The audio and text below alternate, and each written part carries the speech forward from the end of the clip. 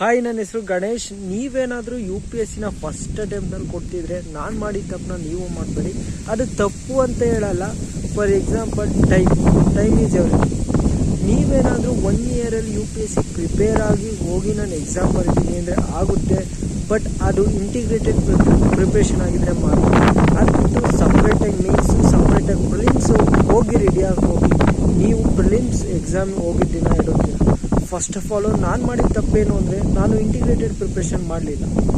Then ನೀವು ಯಾವುದೇ ಇವನ್ before mains ready ಆಗೋಕ್ಕಿಂತ ಮುಂಚೆ UPSC prelims PYQs compulsory 10 years back ಅವು ನೋಡಿ. 2013ಇಂದ 2025ವರೆಗೂ ನೋಡಿದರೆ ನಿಮಗೆ ಗೊತ್ತಾಗುತ್ತೆ. ಆಗ ಪ್ರಿಲಿಮ್ಸ್ ಬೇರೆ ಅಲ್ಲ, ಮೇನ್ಸ್ ಬೇರೆ ಅಲ್ಲ. ಆಲ್ಮೋಸ್ಟ್ 70% ಸಿಲೆಬಸ್ ಏನು ಮೇನ್ಸಲ್ಲಿರೋದು ಅದನ್ನೇ ಪ್ರಿಲಿಮ್ಸಲ್ಲಿ ಕೇಳೋದು. ಬಟ್ ನಾವೇನು ಅನ್ಕೋತೀವಿ, ಅದು ಬೇರೆ ಇದು ಬೇರೆ ಅಂದ್ಕೊಂಡು ತುಂಬ ಕನ್ಫ್ಯೂಷನ್ ಆಗಿ ಸಪ್ರೇಟಾಗಿ ರೆಡಿಯಾಗಿ ಹೋಗಿ ಫಸ್ಟ್ ಅಟೆಂಪ್ಟಲ್ಲೇ ಫಾಲ್ ಆಗಿಬಿಡ್ತೀವಿ. ಅವೆಲ್ಲ ಬಿಡಿ. ಅದು ಬಿಟ್ಟು ದೆನ್ ನೀವು ಯಾವಾಗ ಸಬ್ಜೆಕ್ಟ್ ಒಂದು ಪ್ರಿಪೇರ್ ಆಗ್ತಿರೋ ಅದು ತಕ್ಷಣವೇ ಅದ್ರ ಟೆಸ್ಟ್ ಸೀರೀಸ್ಗಳನ್ನ ಕಂಡಕ್ಟ್ ಮಾಡಿ. ನಿಮಗೆ ಎಷ್ಟು ಬರುತ್ತೆ ಅಷ್ಟು ಬೇಡ, ಬಟ್ ನಿಮ್ಮ ನಾಲೆಡ್ಜು ಇಂಟಿಗ್ರೇಟೆಡ್ ಆಗ್ತಾ ಹೋಗಬೇಕು, ಸ್ಟ್ರಾಂಗ್ ಆಗ್ತಾ ಹೋಗಬೇಕು, ಬಿಲ್ಡ್ ಆಗ್ತಾ ಹೋಗಬೇಕು.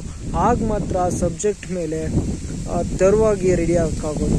ಅದಕ್ಕೋಸ್ಕರ ನೀವು ಒಂದು ಪ್ರತಿ ಸಬ್ಜೆಕ್ಟ್ ರೆಡಿ ಮೀನ್ಸ್ ಓದಿದ ತಕ್ಷಣವೇ ಒಂದು ಟೆಸ್ಟ್ ಸೀರೀಸ್ ತಗೊಳ್ಳಿ. ಅದರಲ್ಲಿ ನಾನು ಏನೇನು ಇನ್ನೂ ಕಲಿಬೇಕು ಅನಲೈಸ್ ಮಾಡಿ.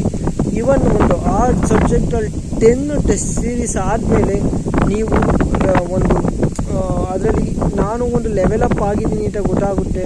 ಅದಾದಮೇಲೆ ಹೋಗಿ UPSC ಪ್ರಿಲಿಮ್ಸ್ ಮೀನ್ಸ್ ಪ್ರಿಲಿಮ್ಸ್ ನೀವು ನೆಕ್ಸ್ಟ್ ಇಯರ್ ಕೊಡಬೇಕಲ್ಲ, ಅದು ಕೊಡಿ.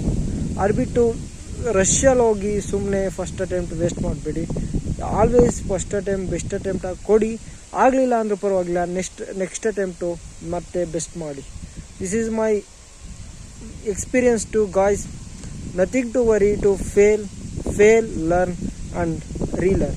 That is the way of life. Okay, all the best to you all guys. Thank you. Meet again.